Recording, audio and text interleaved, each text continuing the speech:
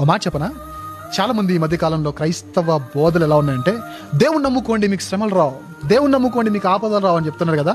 అది బిబ్లికల్ బోధ కాదు. దేవుణ్ణి నమ్ముకుంటే అసలు ఆ ద్వారబంధాల మీద ఆయన పెట్టిన ఫస్ట్ బ్యానర్ ఏంటి చెప్పిన, ఎంట్రన్స్ బ్యానర్ ఏంటంటే లోపలికి వస్తే శ్రమలు వస్తాయి.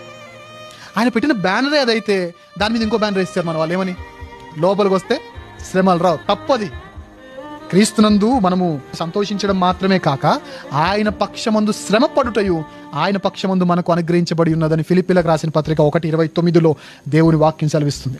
సో రేపొద్దున ఎవరైనా సరే దేవుని నమ్ముకుంటే శ్రమలు రావు అని అంటే అది తప్పు. శ్రమలు వస్తాయి. ఇరుకులో దేవుడు ఏమి ఇస్తాడు చెప్పండి? విశాలత ఇస్తాడు. అయినా నేను ఒకటి అడుగుతున్నాండి, శ్రమలు అంటే పరీక్షణ కాదా? పరీక్ష. నేను ఒకటి అడుగుతున్న సమాధానం చెప్పండి. మా స్కూల్కి వస్తే మీకు టెస్టులు పెట్టామని అన్నారు అనుకోండి, స్కూల్లో జాయిన్ చేస్తారా? మీ పిల్లల్ని మా స్కూల్కి రప్పించండి, పంపించండి, ఒక్క టెస్ట్ ఉండదు, ఒక్క ఎగ్జామ్ ఉండదు.